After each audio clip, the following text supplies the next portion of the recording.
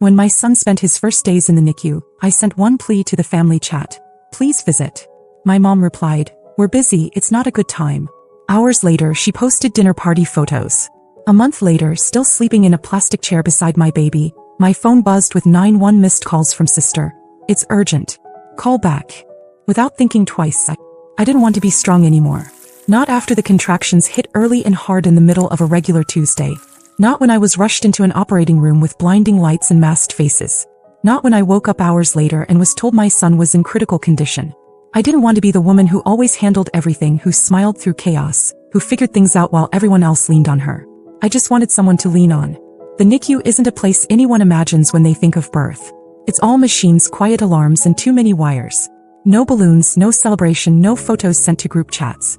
Just silence, tension, and the constant fear that the next hour might bring something worse than the last. My son was barely 4 pounds, a tiny, perfect thing inside a glass box. I wasn't even allowed to hold him at first. I just sat there with my hand inside a small opening, touching his foot while pretending I wasn't falling apart. That first night I didn't cry. I didn't sleep. I watched his chest rise and fall and listened to the soft rhythm of the monitor beeping, afraid it might stop. Around dawn, I picked up my phone and opened our family group chat. The same chat where my mom sent memes and my sister dropped updates about her dating life. I didn't try to sound strong. I wrote exactly what I felt. Please come. I need you. Just visit. That was it. No emojis. No explanation. I thought it would be enough. My mom read the message almost instantly. I saw the little read checkmark, then nothing. I told myself she was probably calling my dad, figuring out how to get here. Maybe she was already on the way. An hour later, her reply came in. We're busy, now's not a good time. I stared at it. Read it 3 times. Then 2 hours after that, she posted a photo. Her and my dad at some trendy-looking restaurant, full glasses of wine, smiling like nothing existed outside of that frame. The caption said something about a well-deserved date night. There was nothing about my son. Nothing about me. I didn't reply. Neither did anyone else. My sister Amy didn't even react to the message. No thumbs up, no sad face, nothing. She always had an excuse, her job, her boyfriend, her anxiety. And I always gave her space. I thought maybe this time would be different. Maybe she'd surprise me. But the silence just grew louder. Chris tried. In his way. He brought snacks, rubbed my shoulders, asked how I was. But I could tell he didn't know how to carry any of it. He stayed for a bit, then left. Every night. And I stayed. My grandparents came. Not because I asked, they just showed up. They didn't try to cheer me up or say things like, it'll be okay. They brought thermoses of soup and sat beside me, holding space in a way no one else had. When I fell asleep in the chair, my grandma covered me with a blanket from her car. When I couldn't talk, they just stayed quiet with me. They didn't need instructions. They just loved. The days turned into weeks. I stopped expecting anything from my family. The only thing I kept doing was showing up for my son. Reading him stories through the plastic. Singing quietly even though I wasn't sure if he could hear. Nurses started calling me the strong one. I wanted to tell them how wrong they were. And then 32 days in, at 3:11 a.m., my phone buzzed so hard it fell off the plastic tray beside me. The screen was lit up with notifications, missed calls stacked on top of each other, all from Amy. 91 of them. And one message. Urgent. Call back. I didn't hesitate. I pressed call. I had no idea that whatever was coming would change everything. Not just with her but with everyone. Amy answered immediately. No hello, no breath. She jumped in like she'd been waiting hours for me to call back. She said mom had collapsed at home. Seizure, maybe a stroke. No one was sure yet. The ambulance had just left. Dad was falling apart. She was crying, panicked, asking how fast I could get to the ER. She said she didn't know how to handle it alone. That I needed to be there. I didn't speak right away. My son was finally asleep on my chest for the first time. No tubes, no machines, just his warm little body breathing in and out. I looked down at him, his skin soft and pink against the hospital gown they gave me for kangaroo care. I wanted to be present in that moment, not on the phone being dragged back into a place I'd barely survived getting out of. I told Amy I couldn't leave the hospital. She went quiet, then asked if I could come later, maybe tomorrow. I told her again no, I couldn't. There was a pause. I waited for her to acknowledge what I'd been through. Just something, anything, that sounded like understanding. Instead she said, so you're just not going to help? Mom could be dying. That hit differently. I didn't yell. I didn't explain. I just said, I hope she's okay. And I hung up. I didn't cry. I didn't even feel guilty. There was a kind of silence in my chest that felt almost like peace. I wasn't angry. I was done. In the next 2 days my phone kept lighting up. Calls, texts, voice notes. Updates from Amy. Mom was stable, they were doing tests, Dad was a mess, the hospital food was awful. Could I at least talk to him? Could I call her back? Could I be there? Every single message had the same theme. We need you now. We're overwhelmed. Come fix it. No one asked how my son was doing. No one asked how I was holding up after a month of living in a chair. No one mentioned the message I sent asking for help. No one said sorry. Then she sent it, the text that made everything inside me go cold. I know things have been tense, but we have to come together now. We're still a family. Tense, that's what she called it. I thought of the night I sent the message from the NICU asking them to come. How Mom replied, "Tow's not a good time," before posting dinner party photos. How Amy hadn't even responded. And now suddenly we were a family again. Because they needed me. That was the moment something clicked. I didn't reply. I didn't even open the messages after that. Instead, I asked the nurse how soon we could be discharged. My son had made it through the hardest part. I wanted to take him home. Not to my old life. Not to the version of me they used to rely on, but to something entirely new. One they'd no longer have access to. I started thinking about everything I'd done for them over the years. Covering Amy's credit card debt. Helping Mom and Dad refinance their mortgage when they were about to lose the house. Babysitting Amy's kids when she wanted a weekend to herself. Driving 2 hours to take my mom to appointments when she didn't want to go alone. I remembered every time they said, "You're the strong one," while quietly draining every ounce of strength I had. It was time they learned what it looked like when I stopped showing up. The next day I deleted the group chat. I didn't announce it. Just hit leave group and turned my phone face down. That night I told my grandparents everything. Every single thing that had happened, not just in the last month but over years.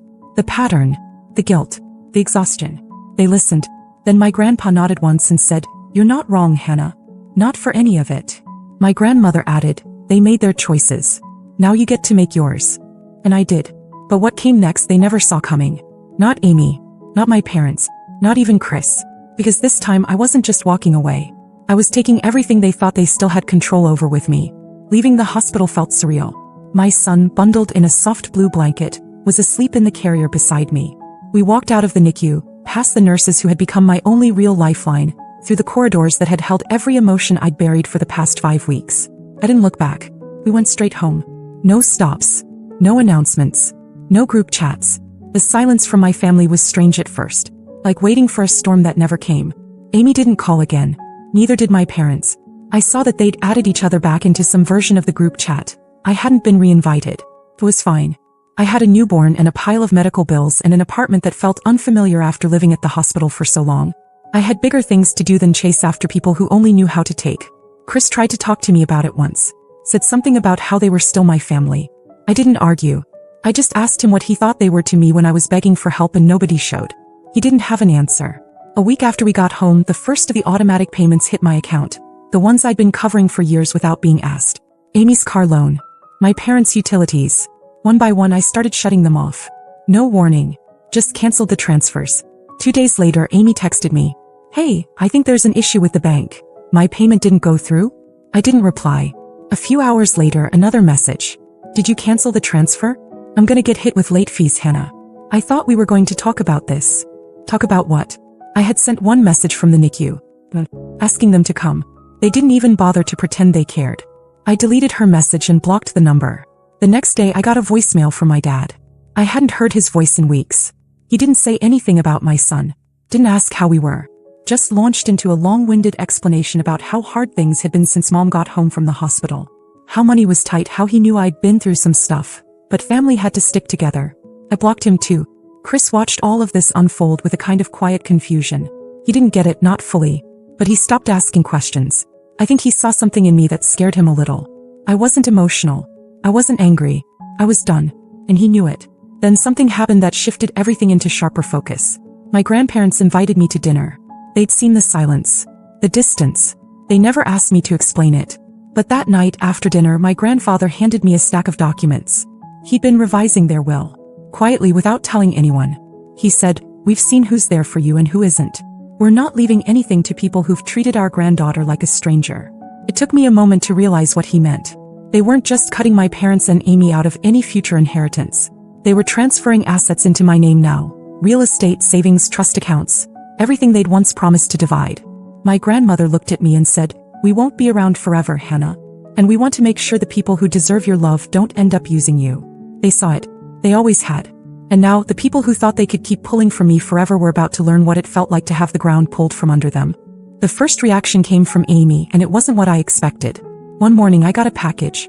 No return address. Just my name, handwritten, the ink a little smudged. Inside was a half-page note and a framed photo of the four of us. Mom, Dad, Amy, and me, from years ago at some lake vacation I barely remembered. The note said, "I don't know what happened to you, but I hope you figure it out soon. None of this is normal." That was it. No apology. No mention of my son. No recognition of what she had or hadn't done. Just a passive-aggressive attempt to frame me as the problem. I didn't reply, but it rattled something. Not guilt, just clarity. They didn't see me as a person. I was a service, a system. And now that the system had shut down, they didn't know how to act. What they also didn't know was that I wasn't just cutting off financial support. I was cutting every thread they thought they could pull, including the ones they had no idea I even held. A week later, I met with my grandparents' lawyer to finalize the asset transfers. That same day, something strange happened. Chris didn't come home. I waited. I texted. Called once. Nothing. Around midnight, he messaged saying he was staying at a friend's, that he needed space. I asked if something was wrong. No response. By morning, I figured it out. My parents had reached out to him. I don't know how, maybe through his sister, maybe directly. But they had. And instead of ignoring it, he listened. He came back 2 days later acting weirdly calm, like nothing had happened. Sat on the couch, said he thought we should talk. "I know this is going to upset you," he started, "but I think you're being a little extreme. They're still your family." I just stared at him. He continued, said he talked to my mom. She was ashamed, apparently. Didn't know how to fix things.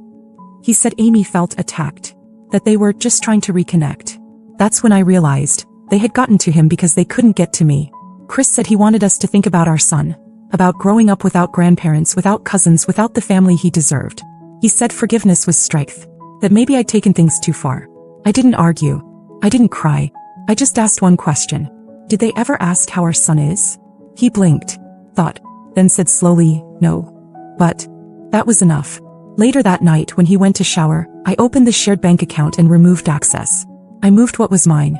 He still had his own accounts. I didn't take from him. But I wasn't going to wait for the manipulation to grow roots. Chris wasn't cruel, just weak. And weak people make dangerous allies when you're trying to protect something precious. 2 days later, he left again. This time I didn't ask where he was going. But something even more unexpected happened the following weekend. I got a call from an unknown number. I let it ring out. Then it rang again. And again. I picked up, ready to hang up. But the voice on the other end stopped me. It was a woman I didn't recognize. Her name was Leah. She said she used to work for my father. And then, after a pause, she said, "I think you should know something. He's been telling people he's suing you." At first, I thought it was a bluff. My dad threatening to sue me? For what? Emotional distance. But Leah, the woman who used to work for him, told me more. "He's telling people you manipulated your grandparents," she said. "That you turned them against him. That they were coerced into changing the will." I didn't even know whether to laugh or feel insulted. My grandfather had been managing their estate since before I was born. No one coerced him. And even if I wanted to, there was no version of reality where I could tell that man what to do with his money. I thanked Leah for the heads up. She said she'd quit 6 months earlier because she couldn't handle how manipulative he was becoming. We hung up and I sat with it for a moment. Not hurt, not scared, just tired. Then I made 2 decisions. First, I called my grandfather and told him everything. Second, I cut the final thread. Up until that point, there was still one quiet way I'd been helping my parents. A private loan I'd co-signed 3 years earlier to help keep their business afloat. A low-interest, flexible term loan that they'd never fully repaid. I had the power to restructure or freeze it, but I hadn't. Out of guilt. Out of some old, broken sense of obligation. That same day, I contacted the bank and formally pulled my name from all co-signing obligations. They would now be fully responsible for repayment. Every month. No safety net. I also notified the loan officer about the situation and submitted documentation showing misrepresentation on their part.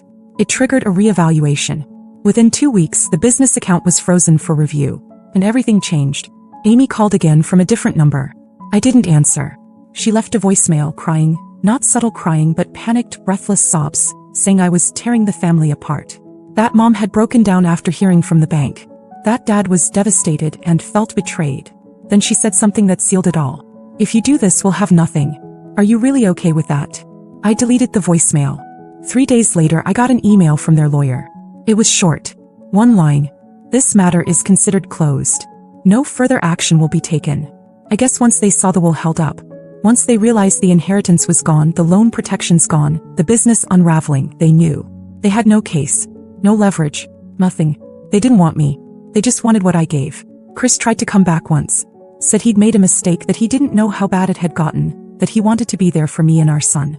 But when I told him the new terms, full commitment, no contact with my family behind my back, full transparency, he hesitated. I told him to take that hesitation and pack it with the rest of his things. My son was learning to smile by then. He had no idea how close he came to being raised in a cycle of quiet emotional warfare. He just knew that he was loved, that he was safe, that his mother, tired or not, chose him first. My grandparents and I met one night in their garden. Quiet, simple, no drama. We talked about peace. About how loud silence can be when you finally step away from people who only pretend to love you when it's convenient. My family didn't just lose money. They lost the person who made their lives work. And this time they couldn't get her back. I always thought peace would feel like a dramatic moment. A triumphant breakthrough, maybe a perfect sunset or a final word shouted across a room. But that's not how it happened. Came slowly, quietly, looked a lot like routine, sounded like breathing. It felt like waking up next to my son, his little hand resting on my collarbone, his breath warm and steady. There were no machines this time, no wires. Just a crib beside my bed and the kind of silence that doesn't feel empty. The kind that means nothing is about to fall apart. That's peace. But it came at a cost. And I paid every cent of it without regret. When I ignored my mother's letter, she tried again. This time through a mutual acquaintance, someone I barely spoke to from church. She told her to tell me Mom wasn't doing well. That they were worried about me. That the family felt pushed out and disrespected. I didn't respond. The last time I'd asked for them, I was sleeping in a plastic chair while my son clung to life. That door had closed for good. Amy went quiet too. I knew why. Without me, she'd lost the safety net. The loan I co-signed had shifted into full collection mode. It hit her credit hard. She'd spent years building her life on the assumption that no matter what she did, I'd still be there when the consequences came. He was learning now. As for my dad, after the lawyer dropped the case, I thought I'd hear from him. A call, a letter, something to reassert control. Instead, I heard from the bank. His business had officially defaulted on the loan.